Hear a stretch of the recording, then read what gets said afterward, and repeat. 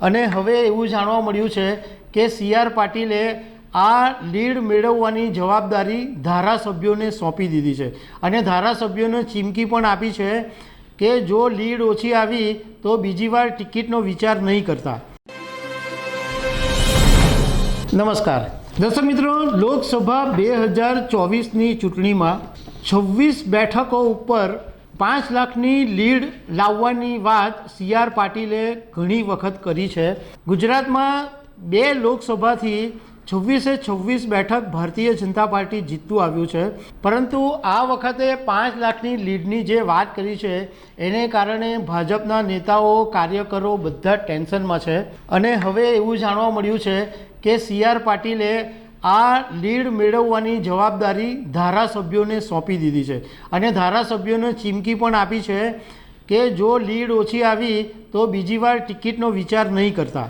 તો આના વિશે તમારી સાથે વાત કરીશ. મારું નામ રાજેશ શાહ છે અને તમે જોઈ રહ્યા છો ખબર છે.com. દર્શક મિત્રો, થોડા દિવસ પહેલાં ગાંધીનગરના કમલમમાં સી.આર. પાટીલે કાર્યકરો અને ભાજપના નેતાઓ સાથે મિટિંગ કરી હતી અને તે વખતે એમણે એવું કીધેલું હતું કે 26 બેઠકો ઉપર મને 5 લાખની લીડ જોઈશે.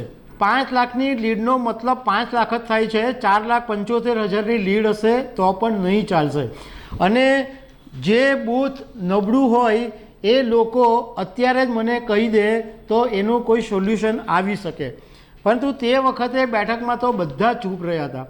હવે એવું જાણવા મળ્યું છે કે કચ્છની અંદર સી.આર. પાટીલે ધારાસભ્યો સાથેની એક બેઠક કરી હતી અને ધારાસભ્યોને એવું કીધું હતું કે જો કોઈ ધારાસભ્યનું બૂથ માઇનસ થયું તો ફરીથી ટિકિટ માંગવાનું ભૂલી જજો. ફરીથી ટિકિટ માંગતા જ નહીં. હવે ગુજરાતની અંદર ટોટલ 15,000 એવા બૂથ છે કે જે માઇનસમાં છે. આનો મતલબ એમ થયો કે સી.આર. પાટીલે હવે જે જવાબદારીઓ છે બધી ધારાસભ્યો પર નાખી દીધી છે, એટલે 5 લાખની લીડ લાવવાની ચિંતા હવે ધારાસભ્યોએ કરવી પડશે. ગુજરાત વિધાનસભા 2022ની ચૂંટણી થયેલી ત્યારે 52,000 બૂથમાંથી 15,000 બૂથ માઇનસમાં હતા અને એમાંથી 3500 બૂથ જે છે એ લઘુમતી મતદારો નિર્ણાયક છે. હવે 15,000 માઇનસ બૂથ છે એને મજબૂત કરવા માટે સી.આર. પાટીલે આ હથકંડો અજમાવ્યો છે અને ધારાસભ્યોને જવાબદારી સોંપીને સીધી ચીમકી પણ આપી દીધી છે. ઘણા બધા રાજકારણના જાણકારો એવું કહે છે કે ભાઈ લોકસભા 2019ની અંદર માત્ર 4 બેઠકો એવી હતી કે જેમાં 5 લાખ કરતાં વધારે લીડ હતી.